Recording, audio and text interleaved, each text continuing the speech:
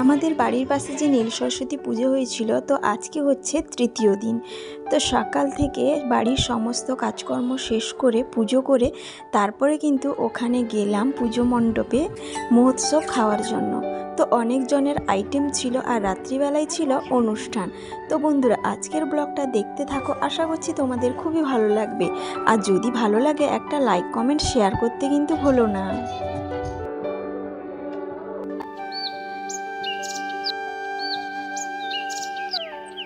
শুভ সকাল বন্ধুরা, কেমন আছো তোমরা সবাই? আশা করছি সবাই ভালো আছো, সুস্থ আছো, আর আমরাও মোটামুটি ভালো আছি। আমার আরও একটা নতুন ব্লগে তোমাদের অনেক অনেক স্বাগত জানাচ্ছি। তো আজকে হচ্ছে বৃহস্পতিবার, আর কয়েকদিন আগে যে আমার বাড়ির পাশে পুজো হয়েছিল, তো সেই ব্লগগুলো এখনও পর্যন্ত তোমাদের সঙ্গে শেয়ার করতে পারিনি। তো এই ব্লগটা হচ্ছে ওই সময়কার। তো যেদিন আমরা ঠাকুর নিয়ে এসেছিলাম, তো তার পরের দিন এই ব্লগটা করেছিলাম। তো এখন না একটু ব্যস্ততার কারণে, তার উপরে এই গরমকালে না সত্যি কথা বলতে কি আর শরীর টানে না। বাড়ির কাজকর্ম, ডিউটি এইসব করার পর আর এডিটিং করতেও ভালো লাগে না, মনে হয় যেন একটুখানি রেস্ট নিই। তো তার কারণে কিন্তু তোমাদের সঙ্গে আর ভিডিওগুলো শেয়ার করতে পারছি না ঠিকঠাকভাবে। আর ভিডিওগুলো এডিটিং করতে কিন্তু অনেকটা সময় লাগে, যেহেতু আমি ব্লগ ভিডিও করি, তো তার জন্য বড় হয়ে যায় ভিডিওগুলো। তো সেই কারণে না অনেকটা পরিমাণ সময়ও লাগে। তো তার জন্য কিন্তু ভিডিওগুলো তোমাদের সঙ্গে আর শেয়ার করা হচ্ছে না। তো কতদিন পারবো তোমাদের সঙ্গে শেয়ার করতে সেটাও জানি না। সত্যি কথা বলতে কি, সব কিছু কাজকর্ম শেষ করে ডিউটি করে তারপর আর এইসব না ভালোই লাগে না বলতে গেলে। তো যাই হোক, একার সংসারে কিন্তু সব কাজগুলো যেহেতু একাকে করতে হয়, তার উপর ডিউটিতে যাই, তো তারপর এইগুলো করা একটু সমস্যা হয়ে যাচ্ছে। তো যাই হোক, যখন যেরকম একটুখানি সময় পাচ্ছি তখন একটু এডিটিং করে তারপর তোমাদের সঙ্গে শেয়ার করার চেষ্টা করছি। তো যাই হোক, আজকে যেহেতু বৃহস্পতিবার ছিল, তো ঘরদোরগুলো ভালো করে ঝাড় দিয়ে ভালো করে মুছে নিলাম। আর সামনের দুয়ারটা কিন্তু ধুয়েও দিয়েছি। তো তোমাদের সঙ্গে পুরোটা শেয়ার করলাম না, খুব অল্প করে শেয়ার করলাম। তো তারপর কিন্তু চান করে পুজো করতে চলে এসেছিলাম। ঠাকুর ঘরে এসে কিন্তু আমি থালা বাসনগুলো মেজে পরিষ্কার করে নিয়েছিলাম, ঠাকুর ঘরটাও ভালো করে মুছে নিয়েছিলাম ঝাড় দেওয়ার পর। তো তারপর ঠাকুরের কিন্তু সব কিছু বের করে ওই চান করে নিয়েছিলাম ঠাকুরকে। এখানে গোপালকেও চান করিয়ে জামা কাপড় চেঞ্জ করে দিয়েছিলাম। তারপর ভোগ রেডি করে এখানে পুজোটা করে নিচ্ছি। আর এমনিতে সত্যি কথা বলতে কি, বৃহস্পতিবার মানে না অনেকটা সময় লাগে, সব কিছু তোমাদের সঙ্গে শেয়ার করা যায় না। তো যখন যেরকম সুযোগ পাই তোমাদের সঙ্গে শেয়ার করার চেষ্টা করি। তো যাই হোক, আজকে যেহেতু একটু ঘরদোর পরিষ্কার ছিল, এমনিতেও একটু দেরি হয়ে গেছে, তো তার জন্য পুজোটা একটু অল্প করে তোমাদের সঙ্গে শেয়ার করলাম। তো যাই হোক, পুজোর এখানে কমপ্লিট হয়ে গেছে। ওখানে লক্ষ্মী ঠাকুরকেও ভালো করে আগে চান করে কাপড় পরিয়ে দিয়েছিলাম, ঘরটাও জল পাল্টে দিয়েছিলাম। আর আজকে না আমের ডালাটা তুলে দিতে পারিনি।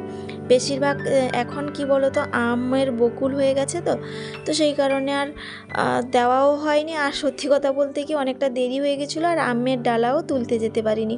পাশে অনেকগুলো গাছ হয়েছে, সেইগুলো না আম হয়নি, তো সেই কারণে আর দেওয়াও হলো না। তো যাই হোক, যবে যেরকম পারি একটু সেই রকমই ম্যানেজ করে নেওয়ার চেষ্টা করি। তো যাই হোক, লক্ষ্মী গণেশ ঠাকুরকে ভালো করে পুজো করে নিয়েছি, এখন প্রণাম করে নিলাম। তারপর ওপরে যে ঠাকুর রেখেছি ওখানেও কিন্তু ভালো করে পুজো করে নিয়েছি। তারপর চলে এলাম সূর্যদেবকে জল আর ফুল অর্পণ করার জন্য। প্রতিদিন কিন্তু আমি পুজো করার সঙ্গে সঙ্গে ওই সূর্যদেবকেও ফুল জলটা অর্পণ করে থাকি। তো যাই হোক, সব জায়গায় কিন্তু দেওয়া হয়ে গেছে। তো তারপর চলে এলাম তুলসী মঞ্চতে পুজো দেওয়ার জন্য। আর ওইদিকে দেখতে পাচ্ছ আমার দাদার ছেলে দুজন কিন্তু চলে এসছে, কারণ আজকে না আমাদের বাড়ির পাশে যে পুজো হচ্ছে, আজকে কিন্তু বড় মহোৎসব আছে। তো গতকালকে যেহেতু 108টি মহাপ্রভু এসেছিলাম, তো তার জন্য হরির নাম সংকীর্তন কালকে দুপুর থেকেই বসেছে। আজকে হচ্ছে বড় মহোৎসব, তো তার জন্য আমার দাদার ছেলেরা এসছে, আর দাদা বৌদি আসেনি, কারণ দাদার শরীরটা না ভালো নেই, তো সেই কারণে আসতে পারেনি। আর এমনিতেও দাদা না এই ভিড়ের মধ্যে বসে খাওয়াটা সেরকম পছন্দ করে না, তার উপরে তো সবসময় ওই অসুস্থ থাকে বেশিরভাগ সময়, তো তার জন্য কোথাও সেরকম মহোৎসব খেতেও যায় না। তো যাই হোক, দাদার ছেলেরা ওই দিকে দাঁড়িয়েছিল, যেহেতু আমি ক্যামেরা করছিলাম, তো তার জন্য না ঘরের মধ্যে ঢুকছিল না। আমি তখন ওকে ডেকে নিয়ে এলাম যে কেন ঢুকছিস না, ক্যামেরা থাকলো তো কি হয়েছে। তো যাই হোক, ওরা এসে বসছে, তো ওদেরকে বললাম একটু বস, আমি পুজোটা করে নিই, তারপর তোদেরকে শরবত দেব। তো যাই হোক, তারপরে কিন্তু এখানে ধুনো দিয়ে পুরো ঘর বাইরে সব কিছু জায়গায় ঘুরিয়ে নিয়ে এলাম। আর বৃহস্পতিবার হলে কিছু হোক না হোক, ধুনোটা দিলে না বেশ ভালোই লাগে। তো যাই হোক, তারপরে দাদার 2 ছেলেকে বললাম শরবত খাওয়ার জন্য। তো ওরা বললো যে না, খাবো না, তাহলে আর প্রসাদ খেতে পারবো না। তো তার জন্যই ওরা খেলো না, বসছে। আর এদিকে আমি সকালে কিছু কাপড় ধুয়েছিলাম, সেগুলো এখন রোদে দিয়ে দিচ্ছি। আর ওদিকে সমু বায়না করছে কি বলো তো, ওই তার দাদার সঙ্গে খেতে যাবে। আর আমি বললাম যে খেতে যেও না এখন, কারণ ও তো খেতে পারবে না, ওকে খাইয়ে দিতে হবে। তো সেই কারণে না বলছি, কিন্তু কোনো কথা শুনছে না, কান্নাকাটি করছে। আর ওই দিকে দেখতে পাচ্ছ কিছু লোকেরা কিন্তু ওই পুজো মণ্ডপে চলে যাচ্ছেন, তো ওখানে খাওয়া দাওয়া হবে, তো সেই কারণে। আর এখন এত পরিমাণে রৌদ্রের প্রখর তাপ, তো সেখানে বসে খাওয়াটা না একেবারে মুশকিলেরও ব্যাপার। তো যাই হোক, কিন্তু সবাই মিলে খেতে বসলেও বেশ ভালোই লাগে, আনন্দ লাগে। একটা অনুষ্ঠান প্রতি বছর হয়তো বেশ ভালোই হয়। তো যাই হোক, তারপরে সমুকে এখানে রেডি করাচ্ছি। আর সমু কান্নাকাটি করছে কেন বলো তো, ও বলছে কি দাদা পালিয়ে যাবে, আমাকে নিয়ে যাবে না। তো তার জন্য তার দাদাকে বললাম যে তুই বস, আমি তাকে রেডি করি, তারপর কিন্তু ওকে সঙ্গে নিয়ে যাবি। তো তারপর কিন্তু দাদা ওর ভাইকে নিয়ে গেছিলো, আর সঙ্গে কিন্তু আমার দিদিও গেছিলো। দিদি বলতে আমার হাজব্যান্ডের দিদি একটু আগেই কিন্তু এসছে। তো দিদিকে শরবত খেতে বলছিলাম, দিদিও খেলো না, তো দিদিও সঙ্গে খেতে চলে গেল। তো তারপর আমি একটু শরবত খাচ্ছি, যেহেতু সকাল থেকে অনেকগুলো কাজ করেছি জানো তো, প্রচণ্ড পরিমাণে তৃষ্ণাও পাচ্ছিল, তো সেই কারণে একটু শরবত খেলাম। আর দিদিকে বলছিলাম যে একটুখানি ওয়েট করো, দিলে একসঙ্গে রেডি হয়ে চলে যাব। দিদি বলছিল ঠিক আছে তাহলে রেডি হও, দিলে একসঙ্গে যাব। কিন্তু সমু এত পরিমাণে কান্নাকাটি করলো, তো দিদি বললো ঠিক আছে তুমি রেডি হয়ে আসো, আমি ওদের সঙ্গে চলে গেলাম। কারণ ওখানে গেলে না সমু প্রচণ্ড পরিমাণে বিরক্ত করবে, একা তো খেতেই পারবে না, তো সেই কারণে দিদি চলে গেছে। তো তারপর আমি রেডি হয়ে গেছি, দেখতেই পাচ্ছ। আর সঙ্গে কিন্তু ছাতা নিয়েছি আর জলের বোতলও নিয়েছি, যেহেতু সমু গেছে, ও তো খাবার খেলে জল খাবে বলবে। আর এত পরিমাণে রৌদ্রের প্রখর তাপ তোমাদেরকে বলে বোঝাতে পারবো না, প্রচণ্ড পরিমাণে গরম। আর এই গরমের মধ্যেও সবাই কিন্তু খেতেও যাচ্ছেন। আর আমাদের বাড়ির পেছনের পরিবেশটা তোমাদের সঙ্গে একটু শেয়ার করলাম, কেমন লাগছে অবশ্যই কমেন্ট করে জানিও। তো এই যে জায়গাটায় অনুষ্ঠান হচ্ছে, আমার কিন্তু বাড়ির পেছনের দিকে অংশে বড় মাঠ, ফাঁকা পরিবেশ, আর চারিদিকটা কিন্তু ওই বট গাছ আর অশ্বত্থ গাছে কিন্তু ভর্তি। প্রচণ্ড পরিমাণে কিন্তু বাতাস হয়, আর এখানে আসতে কিন্তু বেশ ভালোই লাগে।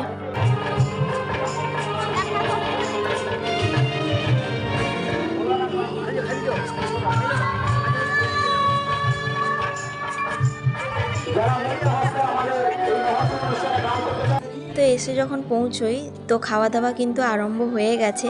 তো এখন প্রায় ওই 12:30 পৌনে 1টা মতো বাজে।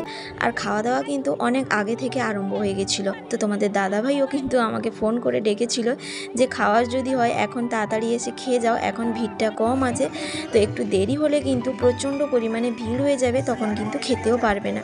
তো তার জন্য কিন্তু পুজো শেষ করে শরবতটা খেয়ে চলে এসেছি, আর কিছু কিন্তু খাইনি, না হলে প্রসাদ খেতেই পারবো না। প্রচণ্ড পরিমাণে কিন্তু ভিড় হয়, প্রায় 10,000 লোক মতো খাওয়া দাওয়া করেন। তো যাই হোক, তোমাদের সঙ্গে প্রসাদটা একটু শেয়ার করলাম, আর প্রসাদটা কিন্তু খেতে বেশ ভালোই লাগছিল। এই পুণ্যভূমিতে নববৃন্দাবন ধামে যেখানে মহাপ্রভুর আগমন ঘটেছে, আসুন আপনি আপনার সাহায্যের হাত বাড়িয়ে দিন, আপনার এই অর্থ বিফলে যাবে না, আপনি ভগবানের সেবায় দান করছেন। তো খাওয়া দাওয়া শেষ করে তারপর চলে এলাম এখানে প্রণাম করার জন্য। যদিও যখনই আসছি প্রণাম করছি, তবুও আরও একবার প্রণাম করতে চলে এলাম। আর তারই সঙ্গে তোমাদের সঙ্গে কিছুটা জিনিস শেয়ার করে নিলাম। 108টি মহাপ্রভুকে সাজানোর পর কেমন লাগছে অবশ্যই কিন্তু তোমরা কমেন্ট করে জানিও।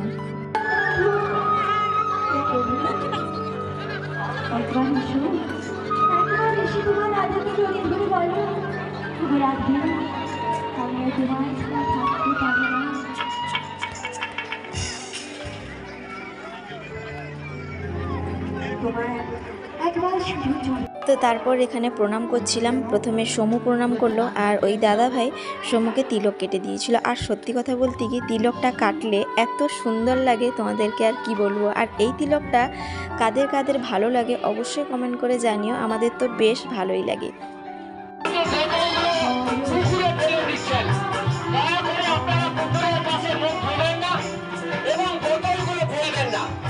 আমাদের জলের ট্যাঙ্কার দেওয়া আছে এবং পুকুরের ঘাট আছে, ওইখানে কিন্তু বেরিয়ে যাওয়ার পর পুকুরের পাশে কিন্তু বোতল করে ফেলবেন না, এটা কমিটির তরফ থেকে অন্তর। তো প্রণাম শেষ করে এখন বেরিয়েছি বাড়ি যাব, কিন্তু যখনই বেরোই না তখনই কিন্তু কিছু লোকেরা খাওয়া দাওয়া শেষ করে এখন বাড়ি যাবেন বেরিয়েছেন। তো সেই কারণে প্রচণ্ড পরিমাণে ভিড় ছিল, তো বেরোতেও একটু দেরি হলো।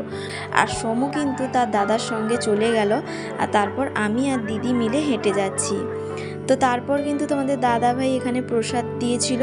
ওই বড়দার যে শরীরটা ভালো নেই, তো সেই কারণে প্রসাদ দিয়ে পাঠাবো দাদার ছেলের হাতে। আর ছোটদা আসেনি, তার মেয়ের পরীক্ষা, তো সেই কারণে। তো যাই হোক বন্ধুরা, এখন হচ্ছে বিকেলবেলায়। তো এসে না এত পরিমাণে গরম লাগছিল, তো একটুখানি ঘুমিয়ে পড়েছিলাম। তো এখন ঘুম থেকে উঠলাম, তো উঠে ঘরদোরটা ভালো করে ঝাঁট দিয়ে দিচ্ছি। আর আজকে না ছুটি নিয়েছি জানো তো, তো সেই কারণে এসে একটু ঘুম দিলাম। তো সত্যি কথা বলতে গিয়ে এখন গরমের মধ্যে না খাওয়া দাওয়া শেষ করে মনে হয় একটুখানি ঘুমিয়ে পড়ি, না হলে শরীরটা একেবারেই টানে না। তার উপরে তো আমি যেহেতু ডিউটিতে চলে যাই, তো তার কারণে রেস্টও সেইভাবে পাই না। আজকে যেহেতু বাড়িতে ছিলাম, একটা ভালো করে একটু ঘুম দিলাম।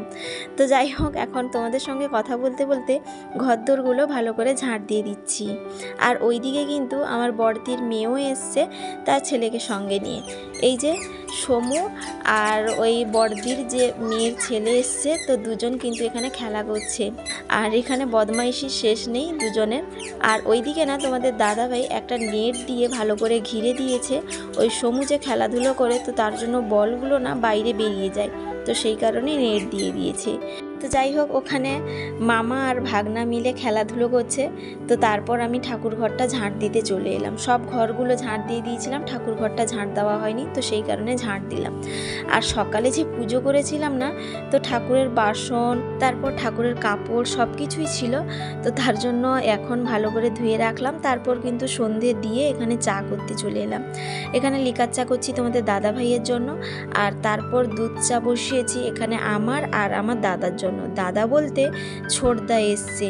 তো গতকালকে আমি যেহেতু ডিউটিতে সন্ধ্যের সময় চলে গেছিলাম, দাদা এসে না ঘুরে গেছে জানো তো, তো সেই কারণে দাদা এক্ষুনি এসছে অনেক কিছু নিয়ে, মানে মিষ্টি, ওই ফল, এইসব নিয়ে। তো দাদাকে না দুপুরে আসতে বলেছিলাম, তো দাদার যেহেতু মেয়ের পরীক্ষা ছিল সেই জন্য আসেনি। আর এখনও বললাম যে তাহলে এখন নিয়ে এলে না, না ওর তো স্যার এসছে পড়াতে, তো সেই কারণে নিয়ে আসিনি। তো আমি বললাম ঠিক আছে, ওর পড়ানো শেষ হোক, তারপরে বাড়ি গিয়ে নিয়ে আসো। তো তার জন্য কিন্তু দাদা বেরিয়েছে বাড়ি যাওয়ার জন্য। আর ওইগুলো যে দেখালাম দাদা নিয়ে এসছে, তো দাদা চা খেয়ে চলে যাচ্ছে। আর সমু বায়না ধরেছে সঙ্গে যাবে বলে। কি বলো তো, কাউকে পেলে না এখন ছাড়তে যায় না। এমনিতে তো বাড়িতে সেরকম কেউ থাকে না, তো সেই কারণে কাউকে যদি পায় ছাড়তে চায় না। তো সেই কারণে বেরিয়েছে, তার মামার সঙ্গে যাবে তার দিদিকে আনতে।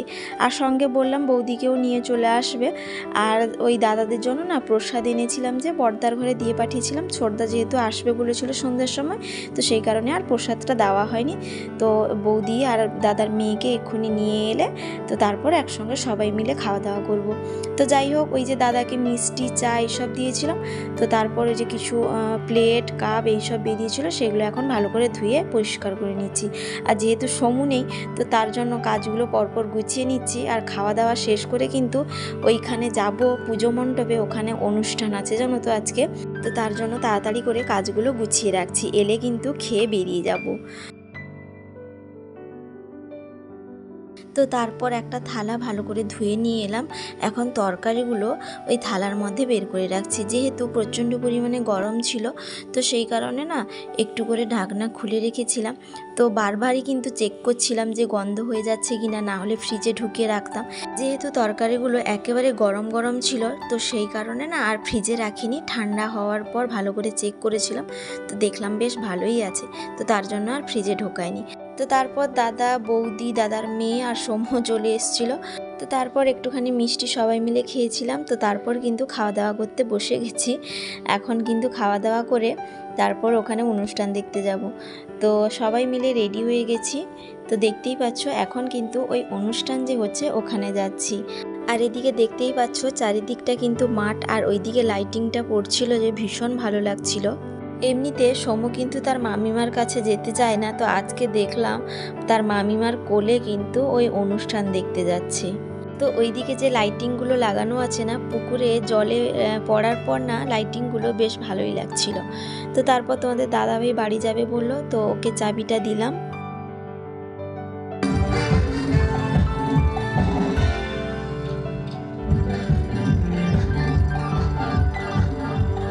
তারপরে না মহোৎসব হয়ে যাওয়ার পর বিকেলবেলায় 108টি মহাপ্রভু চলে গেছেন। তো এখন চলে এসেছি এখানে, আর এসে সমুর বায়না চটপটি খাবো। প্রথমে না ওই পাপড়ি চাটের দোকানে গেলাম, ও বললো এটা খাবো না, আমি চটপটিই খাবো। তো তার জন্য চটপটি দোকানে এসছি, এক্ষুনি প্রসাদ খেয়ে এসছে, আর আসার সঙ্গে সঙ্গে বায়না এটা খাবো সেটা খাবো। বাচ্চা মানে এই সমস্যাগুলো লেগে থাকবে। তো যাই হোক, ওকে আর ওর দিদিকে একটা চটপটি এনে দিলাম।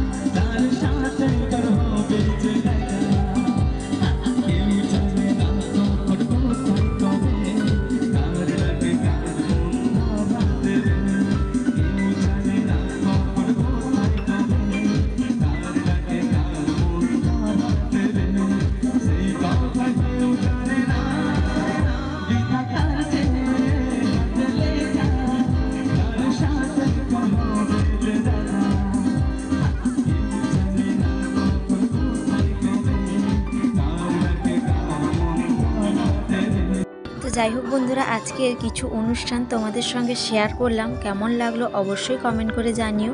আর এখন কিন্তু বাড়িও চলে যাব, কারণ দেখতেই পাচ্ছ অনেকেই কিন্তু বাড়ি চলে গেছেন।